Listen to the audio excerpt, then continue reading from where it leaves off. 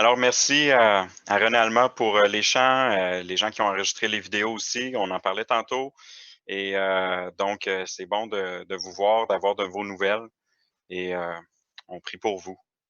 Euh, Maintenant, parlant de prière, on voudrait prendre le temps de remercier Dieu pour les offrandes. J'aimerais laisser la parole à Simon qui va nous conduire dans un instant de prière ensemble. Alors, fermons les yeux et écoutons bien cette prière.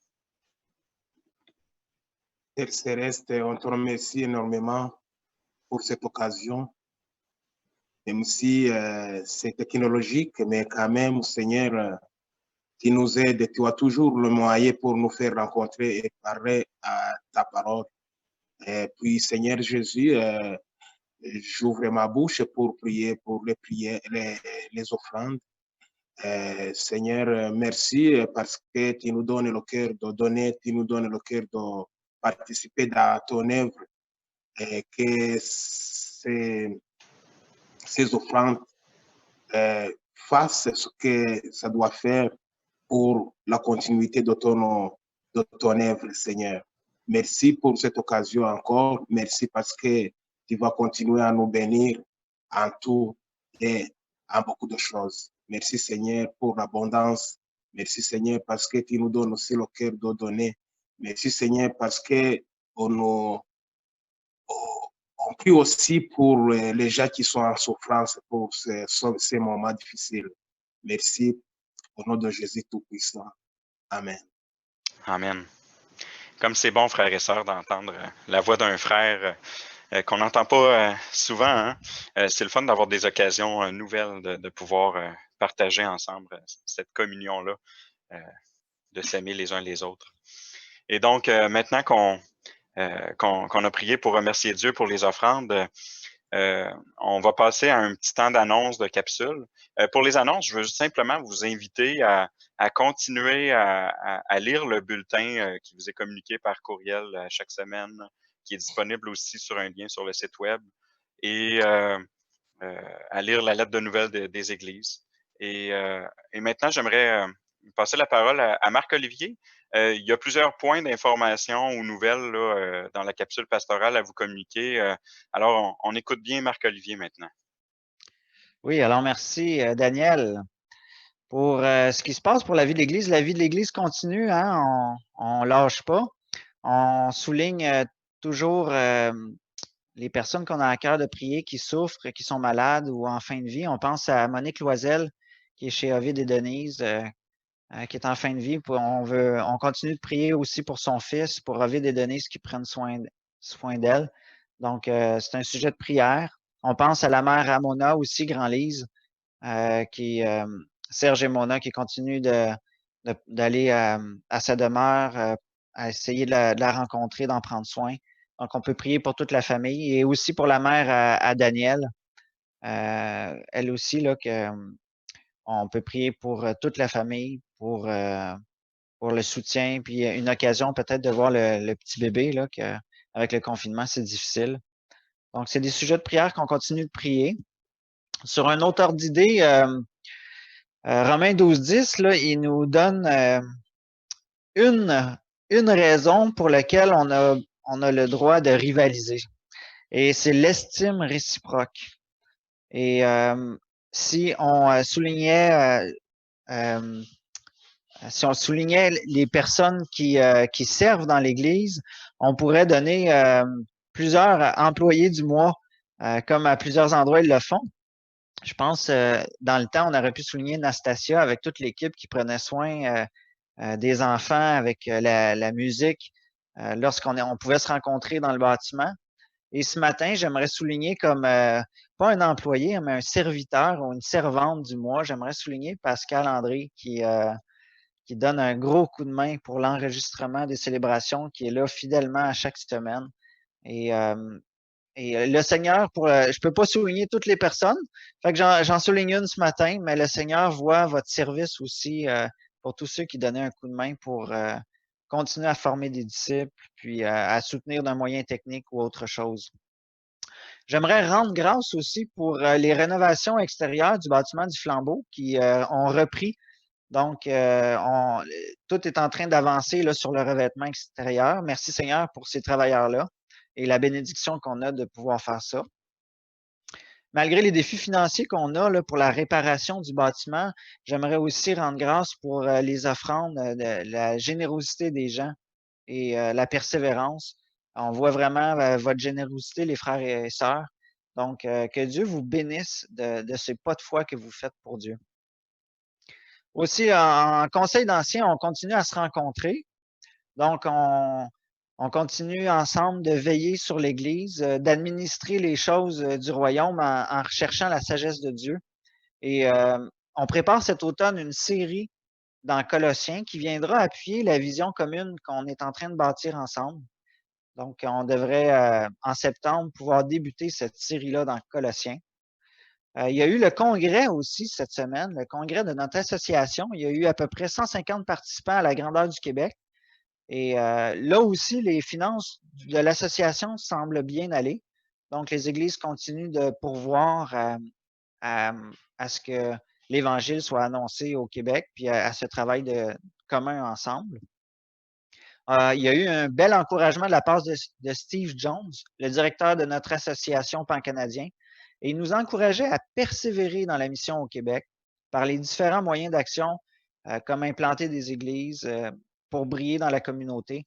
Donc, lâchons pas, même si on ne voit pas les fruits tout de suite, même si parfois c'est difficile, continuons d'être fidèles en tant qu'Église. Louis Bourque nous a aussi parlé de la prochaine vision de l'association qui est basée sur 7 piliers, et je vais vous les nommer. Le premier pilier, c'est développer des églises fondées sur la parole de Dieu, donc maintenir le cap sur la saine doctrine. Le deuxième point, c'est développer des églises qui se préoccupent de la santé et de la mission. Le troisième point, développer des églises qui favorisent le nous, donc la collaboration ensemble. On veut travailler en équipe. 4, développer des églises qui s'appuient sur des valeurs communes. On veut s'assurer d'être sur la même ligne, la même direction. 5, développer des églises qui sont sensibles à leur contexte et à leur époque. 6, développer des églises qui supportent leur école de formation et y participent. On a ce privilège-là d'avoir Sembec, cette école de formation auquel on participe et on envoie des étudiants. Et 7, développer des églises qui contribuent et participent aux différents moyens d'action, comme Mouvement Jeunesse, le ministère chrétien des arts, et il y en a sûrement d'autres. Donc, Louis a terminé en nous exhortant à la prière aussi, en joignant le mouvement de prière 24/7, qui est vraiment en expansion et qui soutient l'œuvre de Dieu au Québec. Donc, c'est ça, il y a de la vie, hein? On voit la vie qui explose à l'extérieur, les fleurs qui sortent, les feuilles, mais l'Église aussi, elle, est en train de continuer à persévérer dans la mission. Alors, c'est ce qui fait le tour des annonces, la capsule.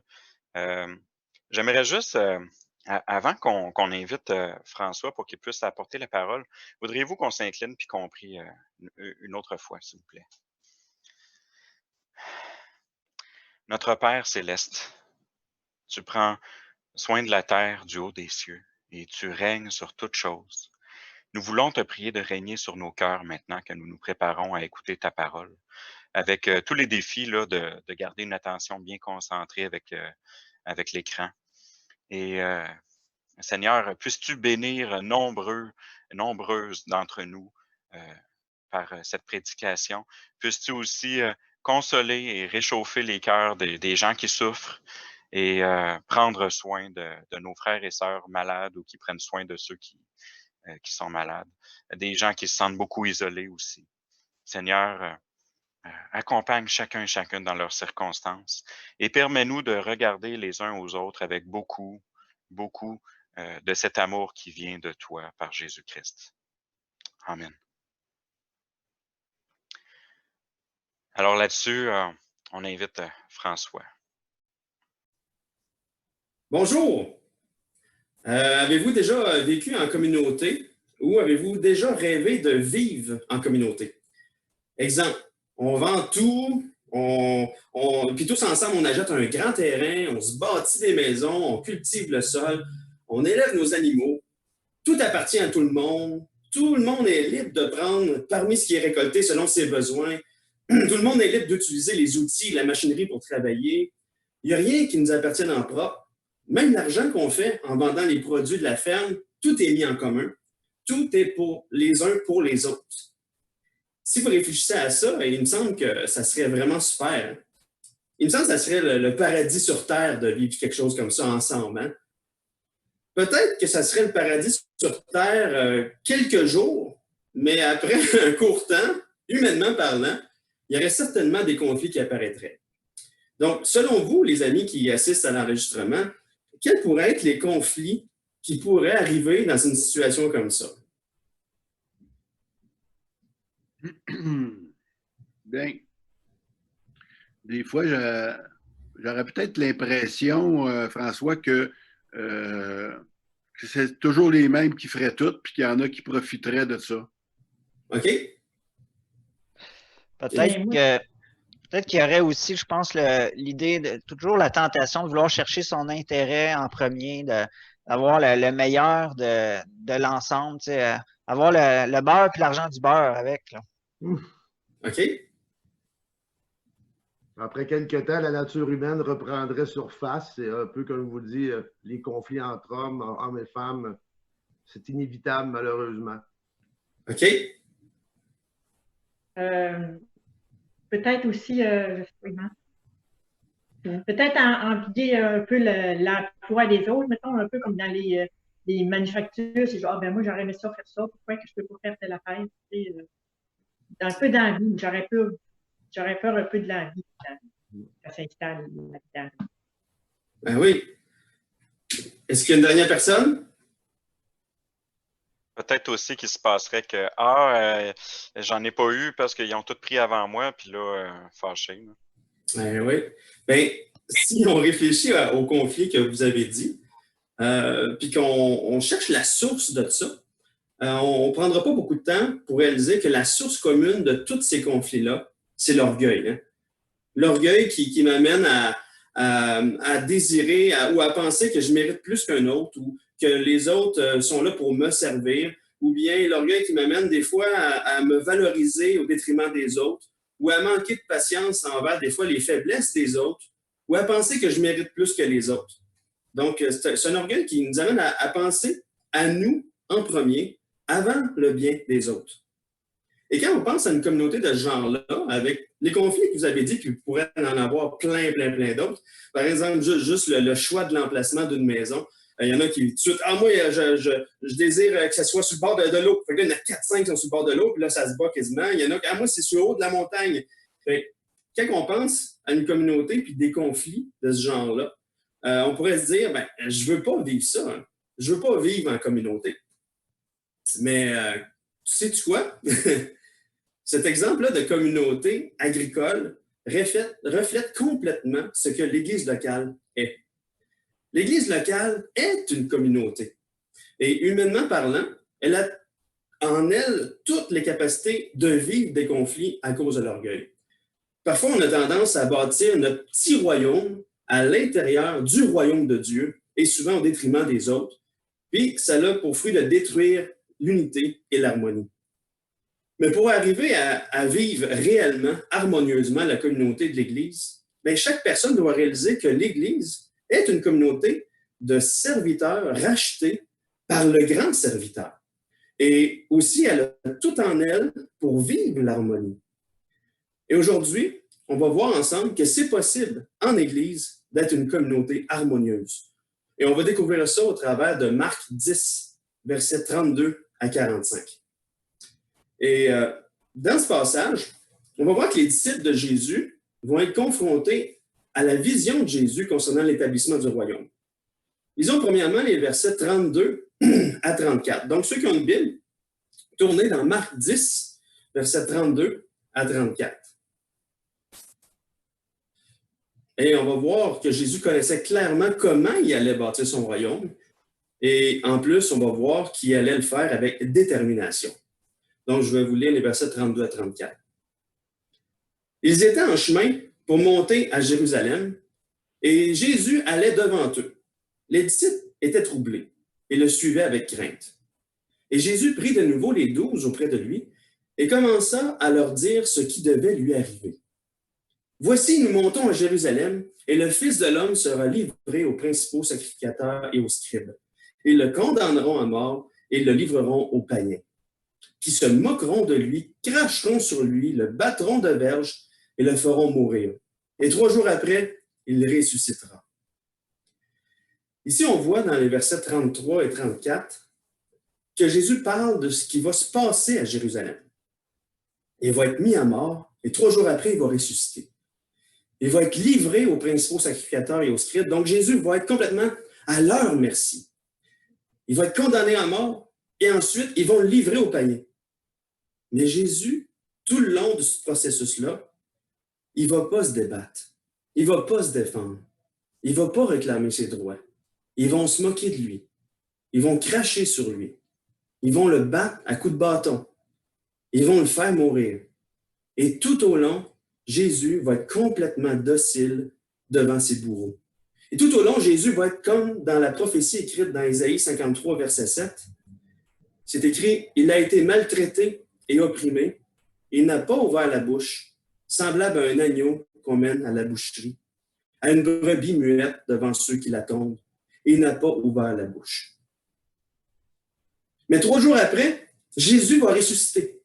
Jésus, il sait qu'il va ressusciter. Il sait que la gloire l'attend. Il ne perd pas de vue pourquoi il fait ça. Il ne perd pas de vue que par son sacrifice, beaucoup viendront des adorateurs de celui qui l'a envoyé et que celui qui l'a envoyé va lui redonner la gloire qu'il avait avant de venir sur terre. Le Père va être glorifié par le sacrifice de Jésus et le Père va glorifier Jésus en le ressuscitant, en lui donnant le trône de gloire qui lui revient. Donc, ça va être un règne qui est glorieux et tous les croyants vont participer à ce règne glorieux-là. Jésus sait que dans tout ce qui l'attend, la gloire l'attend aussi. Mais quand il s'en va à Jérusalem, il sait aussi que la croix précède la gloire. L'humiliation va précéder la glorification. Et Jésus, c'est la croix qui l'attend. Mais même si Jésus connaît tout ce qui l'attend, on voit au verset 32 que Jésus marche devant ses disciples. On s'est écrit complètement, il marche au-devant d'eux. On voit que Jésus est tout un leader. Hein? Il marche vers la tâche la plus importante qu'il a à accomplir sur terre. C'est mourir sur la croix en sacrifice pour le péché et ressusciter. C'est comme ça qu'il va bâtir son royaume. C'est comme ça qu'il va renverser le royaume des ténèbres et libérer les captifs. Mais c'est drôle aussi qu'en même temps, on voit les disciples qui marchent derrière. Hein. Ils sont là, puis ils marchent derrière. On dirait qu'ils traînent. On dirait qu'ils sont comme des enfants qui sont fatigués, qui qu'on prend une longue marche, puis « Ah, peux-tu me porter? » Mais c'est drôle qu'on voit les disciples comme ça. On dirait que c'est écrit même qu'ils sont troublés, puis ils avancent avec crainte. On dirait qu'ils savent qu'à Jérusalem, il va se passer quelque chose de gros. Et que Jésus, il va pour établir son royaume. Mais ils ne savent pas comment. Ils ne comprennent pas comment. Jésus, il va le faire, mais ils ne savent pas comment il va le faire. Les autres, depuis le début, ils ont en tête que Jésus va rétablir son royaume militairement et politiquement. Donc, ils ont en tête que Jésus va faire un coup d'État.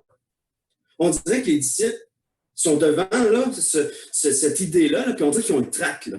Ils sont comme des soldats juste avant d'aller au front, mais pas de plan. Mais Jésus sait exactement comment il va établir son royaume et il y va d'un pas déterminé. Mais c'est spécial que Jésus, c'est déjà la 3e fois qu'il leur parle de sa mort et sa résurrection. C'est la 3e fois. Il en avait parlé au chapitre 8 et au chapitre 9. Mais dans les 2 fois, on voit que les disciples n'avaient absolument rien compris. La première fois, Pierre l'avait même repris lorsque Jésus en avait parlé.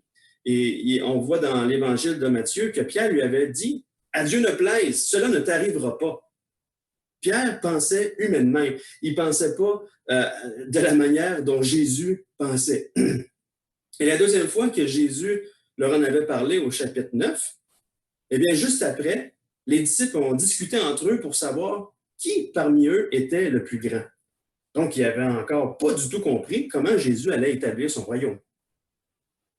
est-ce que leur réaction est différente pour cette troisième fois, cette troisième annonce de sa mort et sa résurrection? Donc, lisons la suite du passage. Lisons les versets 35 à 41. Est-ce qu'ils ont compris cette fois-ci? Donc, juste après que Jésus ait annoncé sa mort et sa résurrection à Jérusalem, au verset 35, les fils de Zébédée, Jacques et Jean, s'approchèrent de Jésus et lui dirent, « Maître, nous voudrions que tu fasses pour nous ce que nous te demanderons. » Comme des enfants qui demandent à leurs parents, « Hey, je te demande quelque chose, mais dis oui avant. » Il leur dit, verset 36, « Que voulez-vous que je fasse pour vous? » Accorde-nous, lui dirent-ils, d'être assis l'un à ta droite et l'autre à ta gauche, quand tu seras dans ta gloire. Jésus leur répondit, vous ne savez ce que vous demandez. Pouvez-vous boire la coupe que je dois boire ou être baptisé du baptême dont je dois être baptisé? Nous le pouvons, dirent-ils. Et Jésus leur répondit, il est vrai que vous boirez la coupe que je dois boire et que vous serez baptisé du baptême dont je dois être baptisé. Mais pour ce qui est d'être assis à ma droite ou à ma gauche, cela ne dépend pas de moi et ne sera donné qu'à ceux à qui cela est réservé. Les 10 ayant entendu cela, commencèrent à s'indigner contre Jacques et Jean. Oups, hein? Encore une fois, ce que Jacques et Jean demandent démontre que les apôtres n'ont vraiment rien compris de la manière dont Jésus va entrer dans sa gloire. Comment il va bâtir son royaume? Mais Jésus, de sa réaction, il les écoute patiemment. Leur demande démontre que Jacques et Jean veulent plus de prestige. Le fait de demander d'être assis l'un à droite et l'autre à gauche démontre qu'ils recherchent la place qui va les élever à la hauteur de la gloire que Jésus va avoir.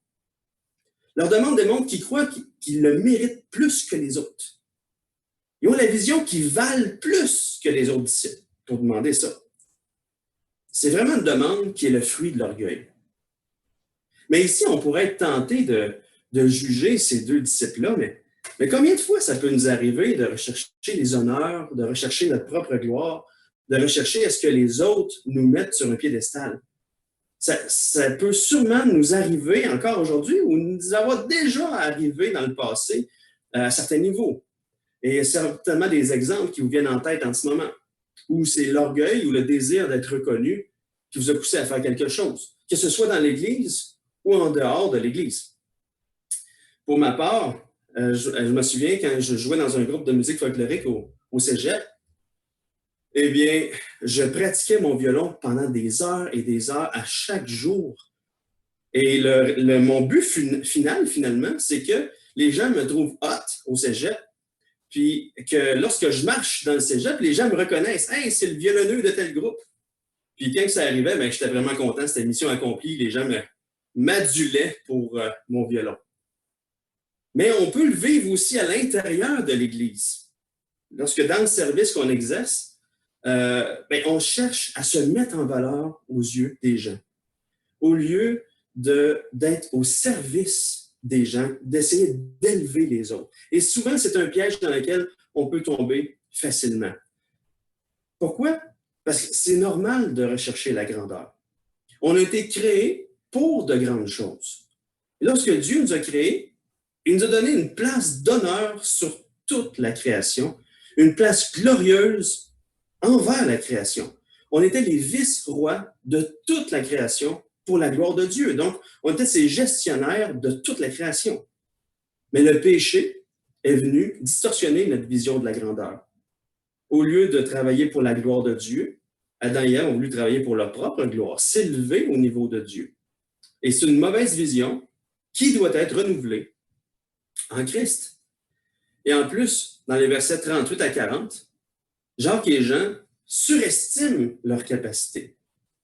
Jésus leur demande, « Seriez-vous capable de boire ma coupe ou de passer par mon baptême? » Jésus est en train de parler de ses souffrances et de sa mort. Leur réponse a été, probablement tout d'un coup puis à l'unisson, « Nous le pouvons! » Ils croient qu'ils sont capables. Ils mettent l'accent sur leur propre capacité. Ils se croient réellement capables.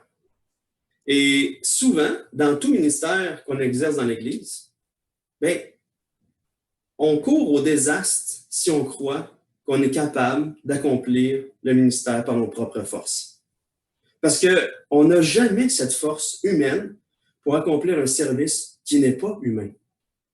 Et c'est inévitable que lorsque nous nous confions en nos propres forces, que dès qu'il va y avoir un obstacle, bien, on va réagir aussi humainement. Soit qu'on va attaquer les autres ou bien qu'on va fuir. Puis c'est ce qui est arrivé lorsque Jésus a été livré. Hein? Pierre, il a réagi humainement. Il a attaqué en coupant l'oreille de Malchus.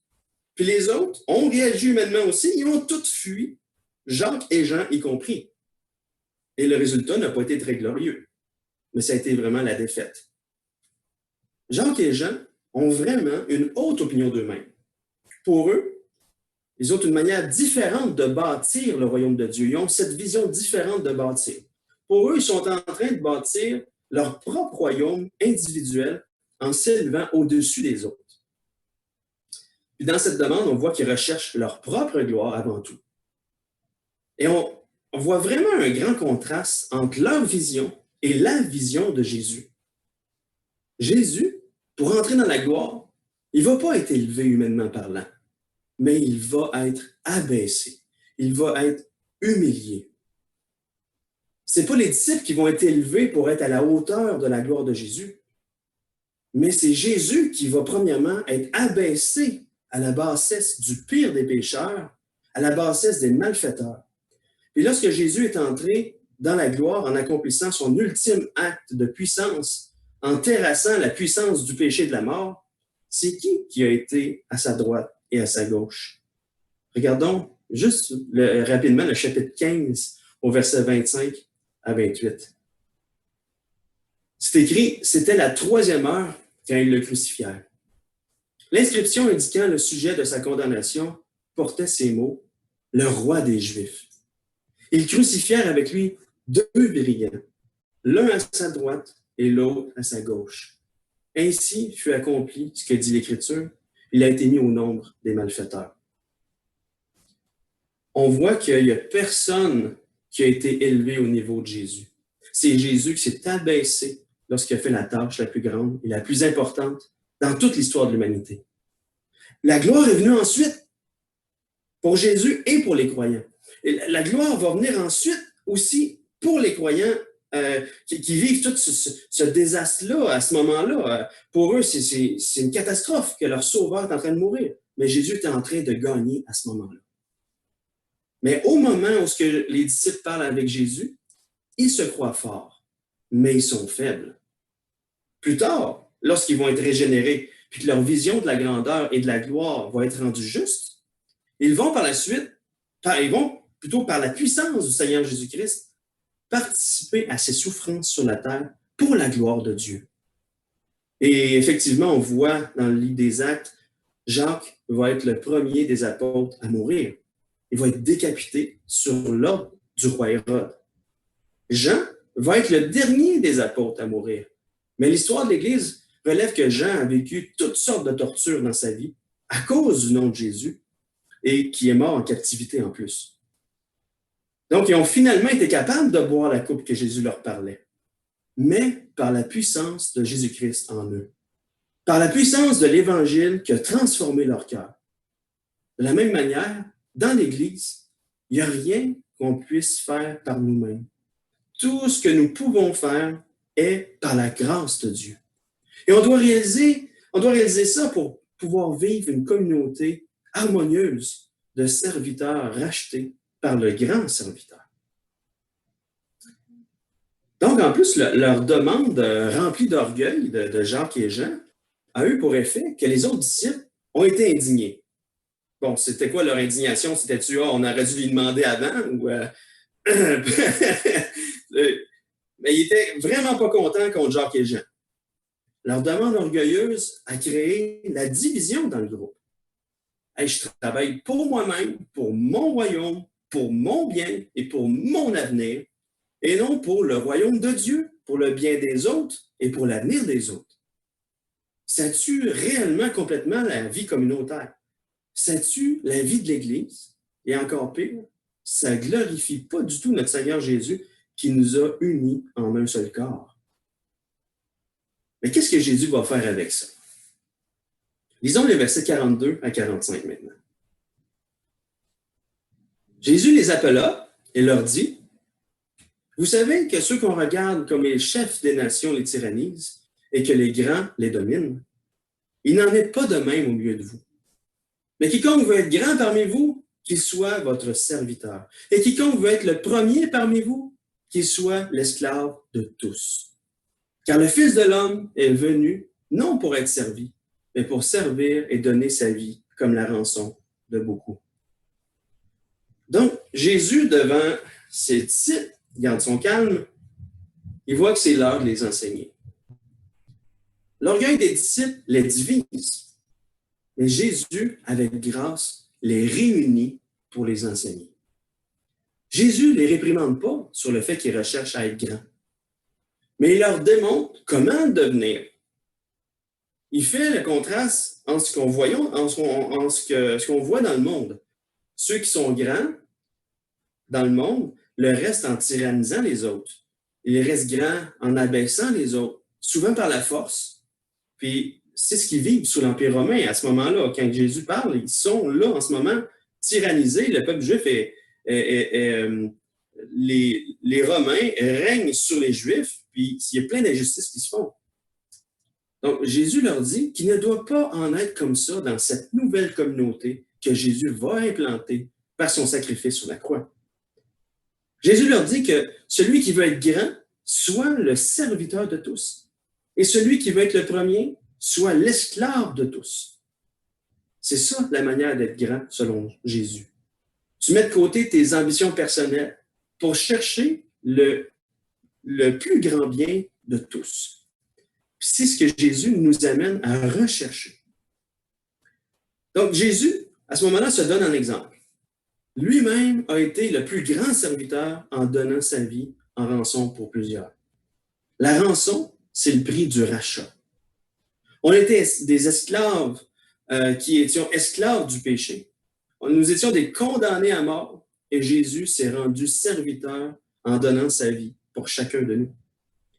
Et Jésus, en donnant sa vie, il prend des pécheurs, des tout croches, qui pensent qu'à eux, qui sont orgueilleux, et les régénère pour marcher comme lui. Et tout au long de notre vie, même en tant qu'enfant de Dieu, on va avoir cette tendance-là à agir pour nous en fonction de notre propre gloire. Mais lorsqu'on médite sur l'Évangile, cette bonne nouvelle qui nous libère de notre ancienne nature, et lorsque le Saint-Esprit nous amène à réaliser de plus en plus que tout ce qu'on a est une pure grâce, et tout ce que nous sommes capables de faire est aussi une pure grâce, bien, nous voulons tout faire maintenant pour la gloire de Dieu. Une communauté qui est composée de personnes qui sont serviteurs les uns envers les autres démontre qu'elles agissent par la puissance de celui qui a été le plus grand serviteur. Dans cette communauté qu'est l'Église, recherchons premièrement la gloire de celui qui nous a rachetés.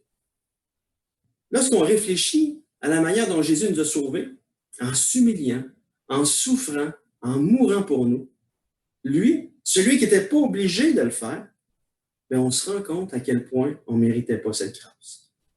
Et si on réfléchit et qu'on pense au pourquoi Jésus a tout fait ça pour nous, on va se rendre compte que l'amour pour nous a été son ultime motivation pour le faire.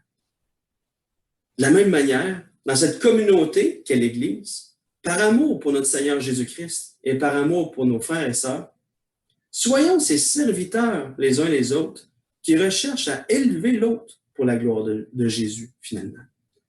Et on le peut, parce que notre Seigneur Jésus-Christ, le plus grand serviteur, l'a fait pour nous, et vu qu'il vit en nous par son esprit, bien, il nous rend capable de le faire. Donc, si tu es dans un ministère présentement et que tu luttes avec l'orgueil, ou que tu as des mauvais motifs de le faire, ou que tu désires être élevé au-dessus des autres au travers de ce service-là, bien, tu peux confesser à Jésus ta propre ambition orgueilleuse, puis te tourner par la foi en Jésus pour marcher avec lui, comme lui a marché.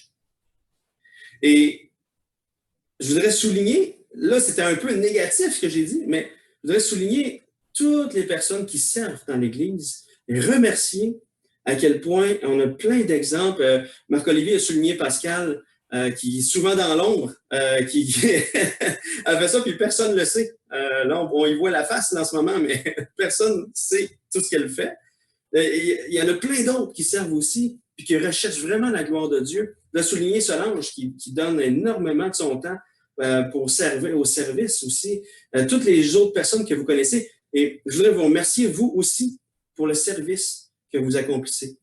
Et lorsque on réalise qu'on a été racheté, la manière dont on a été racheté, ça a été au travers d'un service. Jésus s'est rendu serviteur. Notre vision est différente. Je ne veux pas servir pour ma gloire. Je veux servir pour la gloire de Dieu et pour élever mes frères et sœurs. Donc, cette semaine, regarde ce que Dieu t'a donné comme talent, comme don, comme peu importe tout ce que Dieu t'a donné. Dieu t'a créé, t'a façonné. Puis tout ce que tu es, tout ce qu'il t'a donné sert pour l'Église aussi, pour la gloire de Dieu. Donc, réfléchis comment ce que Dieu t'a donné peut être mis au service des frères et sœurs pour la gloire de notre Seigneur et Sauveur Jésus-Christ, qui bâtit son royaume en nous utilisant. Et je sais que dans un temps de confinement comme ça, ça peut être difficile. Le confinement se déconfine tranquillement, pas vite. Mais de réfléchir comment d'être créatif. Dieu nous a donné d'être créatif aussi. Comment je peux être au service dans la situation qu'on vit en ce moment pour élever les autres, pour que chacun soit édifié. Donc, réfléchissons à ça et que le Seigneur puisse nous amener vraiment à travailler ensemble dans cette unité qui va le glorifier finalement. Parce qu'on est cette communauté de serviteurs rachetés par le grand serviteur. Donc, j'aimerais prier pour vous. J'aimerais prier pour l'Église en général.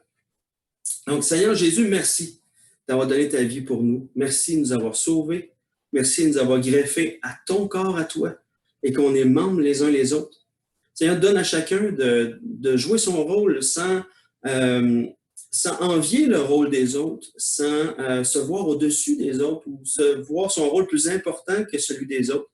Donne-nous de marcher dans cette humilité-là, cette humilité qui nous amène à te servir en servant les autres, Seigneur. Donne-nous d'être cette communauté-là de serviteurs qui brillent pour toi à cause que tu as transformé nos cœurs. Merci, Seigneur, pour ce que tu fais. Amen. Si jamais vous avez des questions, vous pouvez tout simplement nous contacter au travers des sites Internet de l'Église de l'Espoir ou de l'Église du Flambeau, tout simplement. Donc, sur ce, je laisse... c'est René Alma qui va terminer avec un chant. Bonne semaine à tous. Que le Seigneur vous bénisse. Bye bye.